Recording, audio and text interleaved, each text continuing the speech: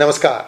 Hello and welcome to P Guru's channel. I'm your host Sri Iyer, and I have got with me Pandit Satish K Sharma ji. He just hopped across the pond and he's here right now in the Silicon Valley, and he's been here for a few days. We're going to talk about his trip and what he has come across, and a lot of interesting things in the Cisco caste discrimination case, the philosophy, the strategy, the way this is being shepherded, all that stuff we're going to talk about. Please like this channel, also like this video, and don't forget to subscribe to our channel if you have not already done so. Also share this, and if you're using a phone to watch the video, click on the bell button for notifications. Panditji, namaskar. It's an honor and pleasure to see you again. I think last time we saw was in Delhi. You were coming from there to Delhi. I was from here to Delhi. That's so we met in Delhi. Yeah. And of course, we go back a long ways. And somebody I was very eager to introduce you to me. And I said, I know him for a long time. No, it's a pleasure to be here. There's a lot of action going on amongst our community here with the TICON event. And the energy and the creativity, absolutely wonderful to be a part of it. And it was absolutely delightful to see the bridge that's being built by technical people, by creative people, by entrepreneurial people between India and the US. And it was truly a delight and a joy. So very pleased to be here. Thank you, sir. And TICON has been around for about 25-30 years, if I remember correctly. It started in the late 80s or early 90s. There were a couple of startups that kind of broke out of the mold, if you will. And from there, Kamal Rekhi, if I remember correctly, a few other VCs, they said, we need to have this thing going so that we have our own entrepreneurship, our own ecosystem. And now you have TICON in many countries. And so it's been doing extremely well. So that's good. Well, the ecosystem was very much present. Mm-hmm. It wasn't just a question of a few people with a few out there ideas. Right. It was a complete ecosystem. There were the creative youngsters piecing the various pieces of the jigsaw puzzle together to create a completely new picture. And there were the established VCs, the established science and tech houses, all looking to work together with each other. And in the backdrop, you had the sense of Bharat rising, and that this contribution that the Bay is going to make is going to be something that will help and fuel its ascendance. So it was truly a wonderful atmosphere, and compliments to everybody involved in getting it to this place, from that little fledgling gathering of eccentrics that happened 22, 23 years ago. I think almost 30 years ago. 30 years ago, right. It was in the 90s that this thing started, and India hasn't looked back. If I remember correctly, I think 1 in 3 entrepreneurs today is Indian American origin. Startups, CEOs, I should say. I mean, the workforce, quite a few of us.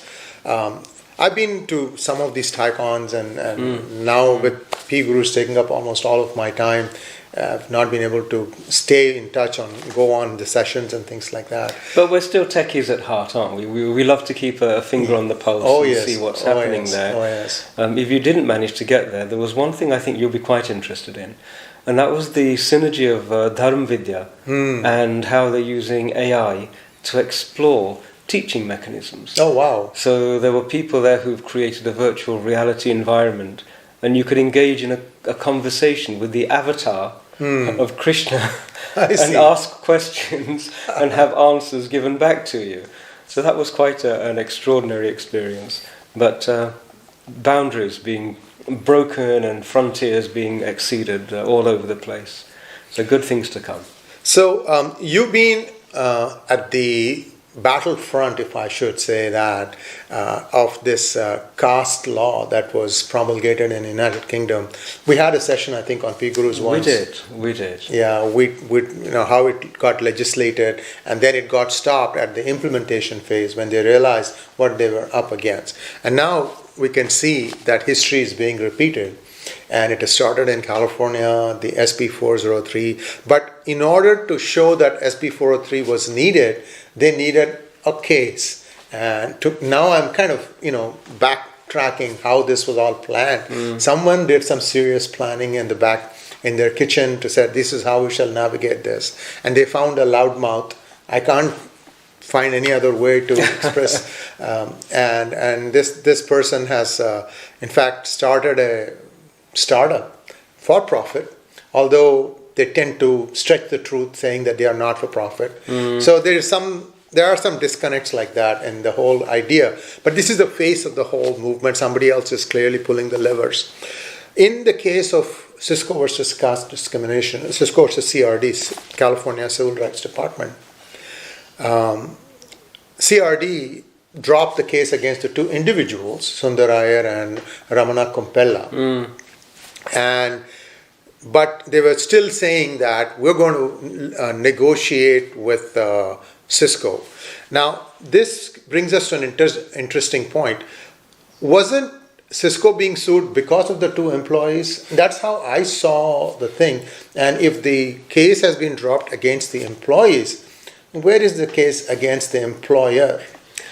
Well, it's been a wonderful opportunity for me, having been steeped in the nuances of the caste issue in the UK and caste as a subject and its history, to be here in the Valley and do some first-hand research and to explore some of the institutions involved, and also to have a conversation with a number of the people who are front runners in this whole thing.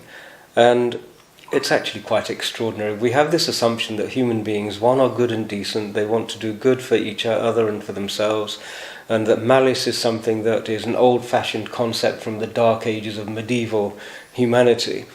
But when you explore this case, the number of things that sort of reared their head disprove what I've just said.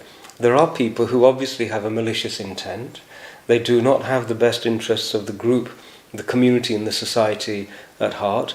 But the extraordinary thing was that the authorities and the systems that we put in place and empower to protect our rights, the lack of vision, the lack of attention to detail, the lack of scrutiny, the lack of awareness of what legislation and human rights and equality legislation actually requires and exists for, has been breathtaking. As I've looked at the first element that you mentioned, which was the case brought against Sundar Iyer and his colleague,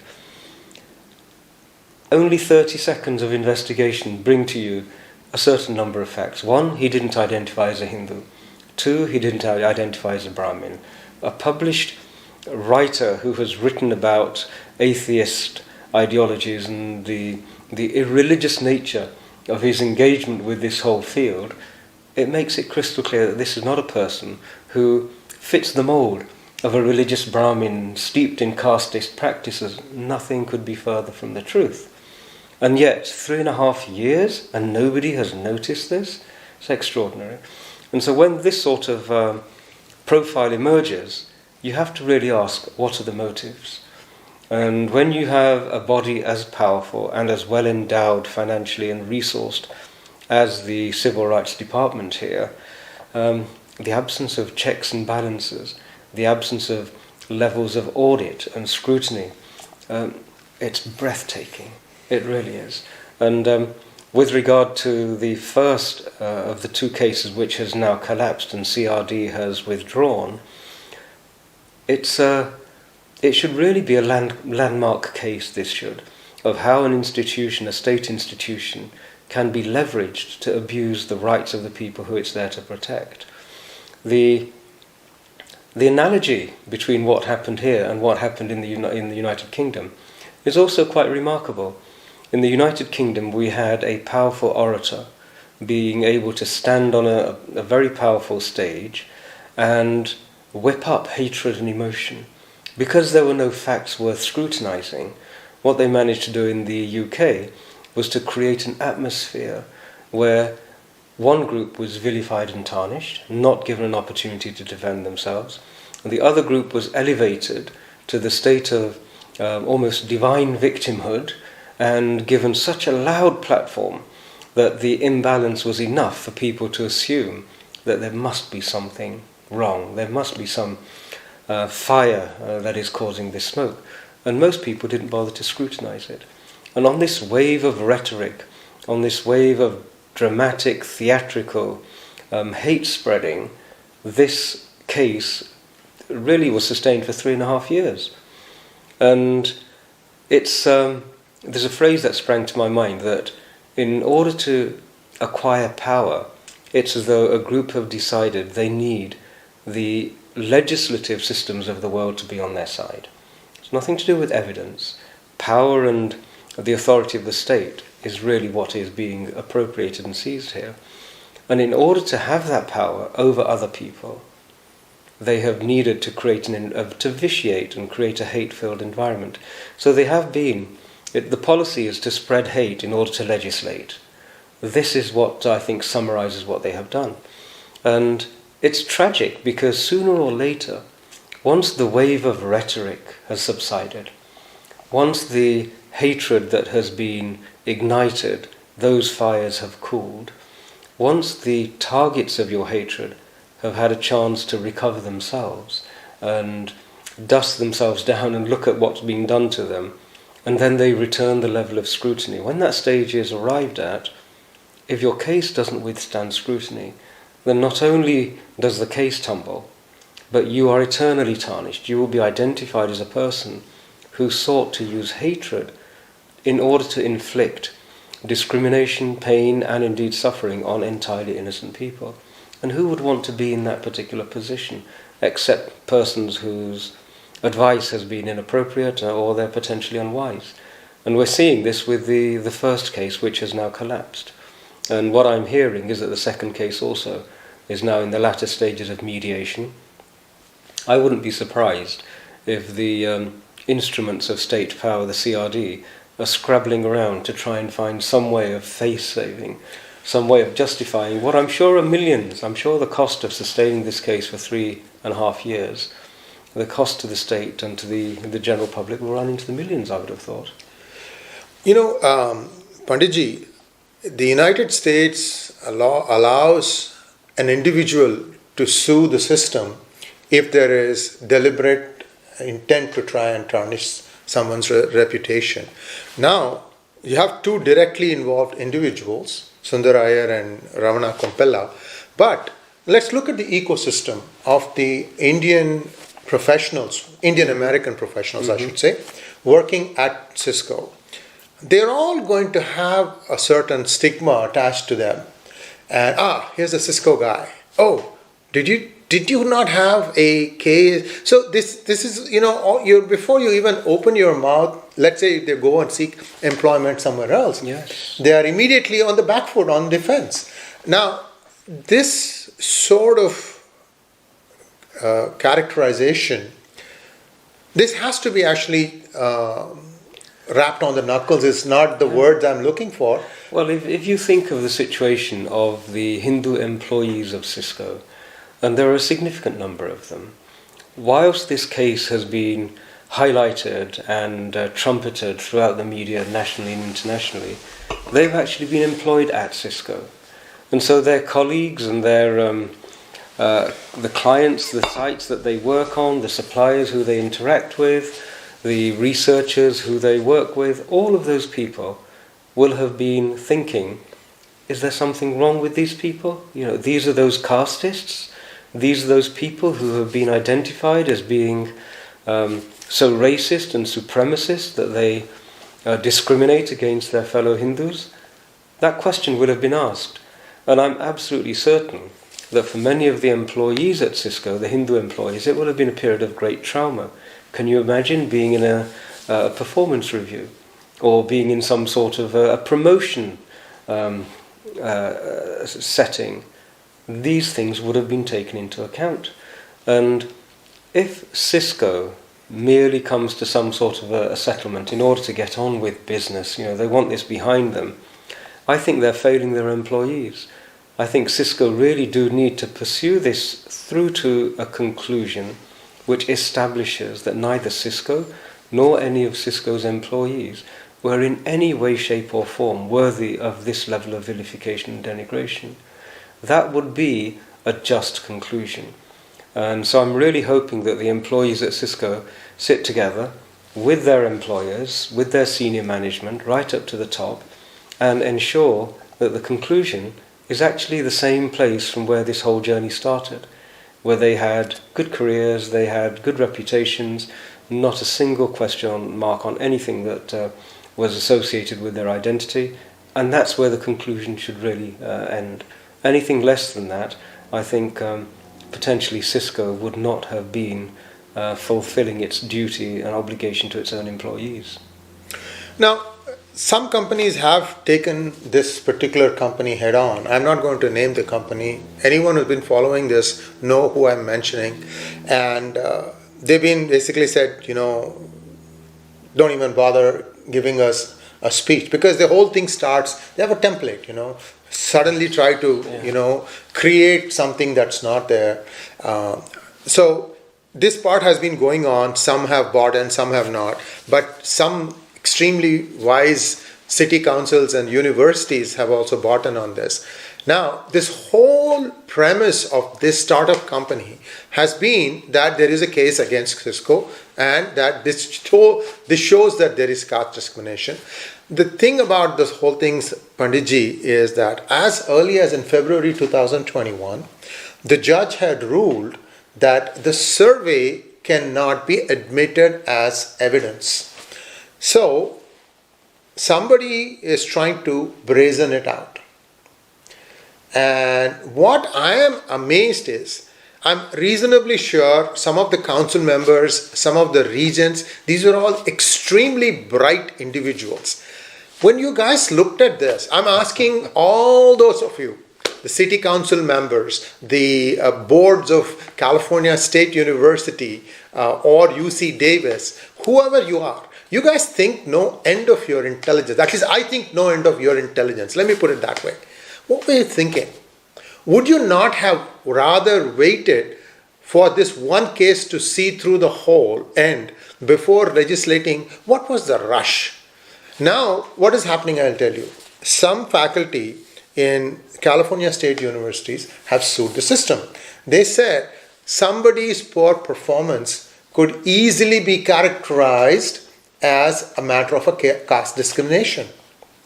So this whole thing is nonsense. So without applying your mind, how could those of you sitting in these posh high-level chairs think that this made sense? I mean, the best part about this, Panditji, is whether it was a CAA case or now the caste case, nobody has pushed back at me, and I go at them hammer and tongs. I tell them that you guys have taken leave of your senses when you legislated this, because your results are that. I'm not saying individually I know any of you. There are a few of you who have tried to reason with this, but you usually shout them down. In this particular case, so people are saying, oh, this is all a democratic thing. It was not. The state senate, 9-2, all of them said that you have to have something like this. It seemed to make sense. Well, the proponent behind it is equality labs. What can it be? I mean, it's just all these smoke and mirrors to create some sort of an impression that there is something wrong. But what is wrong? Can you prove it? Nothing. People come to this country because of its meritocracy first. And that's what goes through your entire life. And this, again, we talked about in our hangout about British caste situation, that our children who are growing up here with a certain, mind to excel, now suddenly have to be told that you have to do it this way, you have to be this is your caste, you are considered this, you are not this. So it seems to me that people are going to great lengths to try and put down a small community which has shown itself to be extremely successful.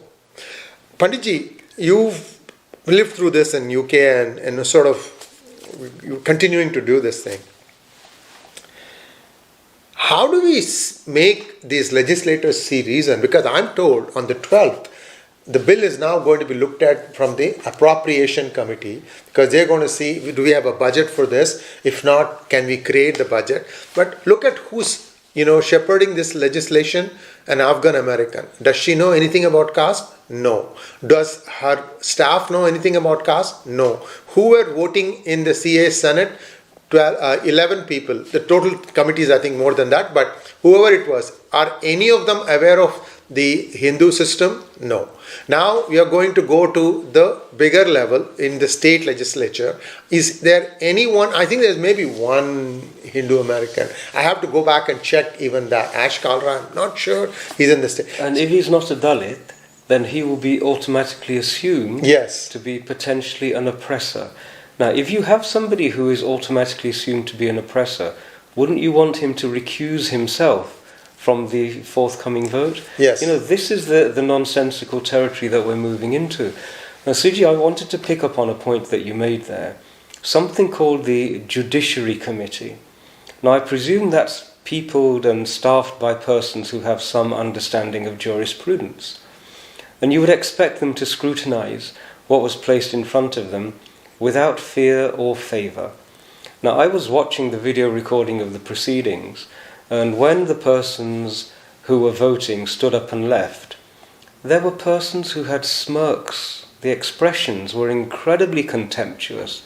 They were openly displaying contempt for citizens and tax-paying citizens of this particular state. That's not the manner in which members of a judiciary committee are expected to behave. Now, being members of a judiciary committee, you would also expect at least one or two of them to have said, where's the evidence? Can we have a look at the peripheral issues? Is there any evidence? We've received a lot of noise, but remember, noise can be generated by a PR campaign, a marketing campaign. Every time there's a blockbuster movie about to be launched, a mass movement is created overnight in order to attract attention to it. And so just the fact that there was a high volume campaign mounted should not have led them to a place where they just discounted their responsibility to exercise judicial scrutiny. So that's quite surprising. And you were saying that we assume that these people are competent, we assume that they have a degree of experience, and they probably do. My feeling is possibly that what's happened is that they have been targeted by a very skillful emotional manipulation. When you have no evidence, you wield emotion. And they probably had their sense of compassion, their desire to not only engage in virtue signalling, but to enact some sort of a virtue triggered. But isn't that what a confidence trickster always does? And so my feeling is that the Judiciary Committee have really fallen foul of the manipulations of somebody who's very skillful in this regard, and that's giving them the benefit of the doubt.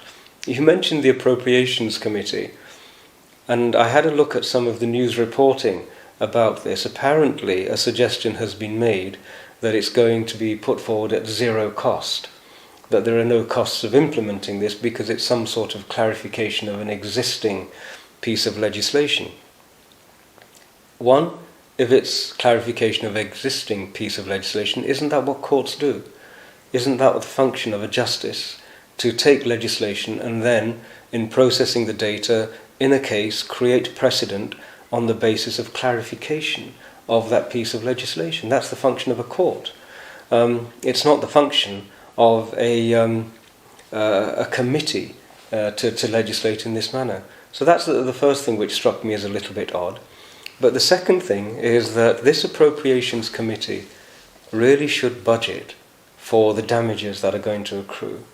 This is clearly a violation of so many fundamental human rights that there are, without doubt, going to be actions brought against the state.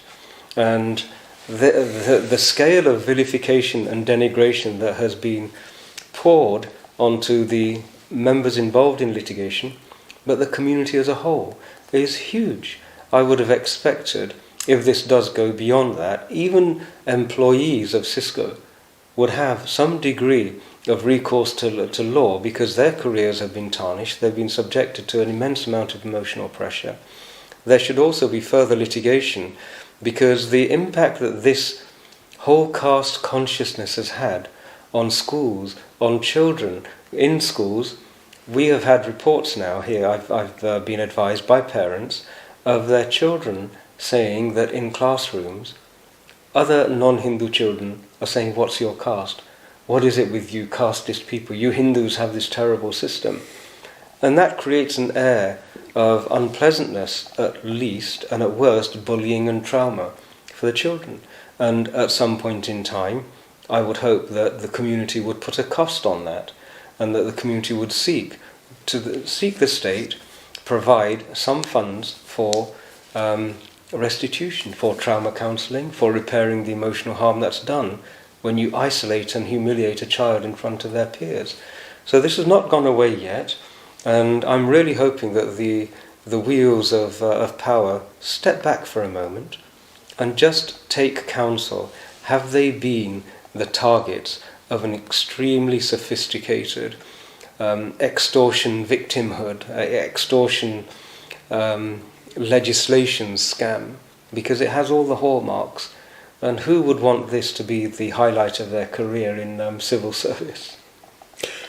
And I'm the underlying thing, two words that you described, extortion victimhood.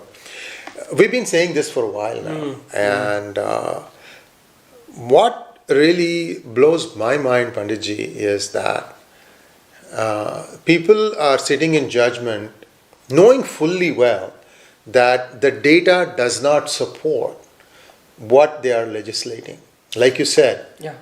I learned a lovely Americanism the other day. Show us the receipts. Yes. Somebody said. And I thought everybody should be saying, please show us the receipts. Where is the evidence that, one, this is in any way, shape or form enshrined in Hindu scripture? There is none at all, and there is ample evidence to the contrary.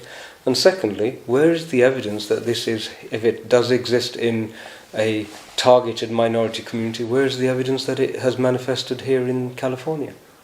I think the answer is no to both of those. So in the absence of any explanation from these lawmakers, the only conclusion that I, who am just an analyst, I'm not a Democrat, I'm not a Republican, I'm equally disappointed with both. So the only conclusion that I can arrive at is that some of you are being encouraged to pass this legislation, whatever be the reason. I know most of you are in campaign mode. You're always collecting funding for your next election. But, you can only build castles on lies for so long. After that, it's going to collapse. And this is the best example I can give of a situation of that kind. But Panditji, one last question before we wind up this. Many Indian Americans are still not aware of the ramifications of this law. Mm-hmm. And this is a trend that is seen in United States. It first happens in California, then it slowly starts spreading across the length and breadth of the country. SB 403 is malicious in its design and intent. It is taking square aim at 1% of the population, which is contributing to 6% of the tax base of United States. Ask yourself this question: would these people want to stay in a place where there is so much bigotry? If they have made these fortunes from practically nothing, I can go after these are all first generation Indian Americans. They had nothing when they came here except their brain power. And they constructed all these big companies. Ask yourself this question: do you think they are going to hang around here? So, last interesting thing. See, just on that, I've got a larger concern. And my worry is that has this incident revealed a latent hatred for Hindus? Something which is now being articulated freely without any hesitation, without reflection, and yet there is a leap that is being made which doesn't apply to other communities. Yes. So if you were to look at, for example, let's say we conduct a similar profiling exercise purely hypothetically. We have in the United States a vast body of knowledge which says that members of Christian clergy have a disproportionate evidence base of abuse of vulnerable minors and adults. So should we rush to legislate against Catholics? No. You would say, of course not, because what happens is, one, you're targeting a micro-minority. Two, there is no such thing as group guilt. And so how on earth can you legislate against a group? And immediately it would be discarded. So why hasn't this been immediately discarded? Because the parallel is absolutely precise and perfect. And so my worry is, has this whole case either unleashed or has it seeded a hatred and contempt for Hindus that wasn't there before? Or has it unveiled something that was there before because of the Hindu community's reputation of not striking back? You know, we are known as being a patient, reflective, long-term sort of thinking community.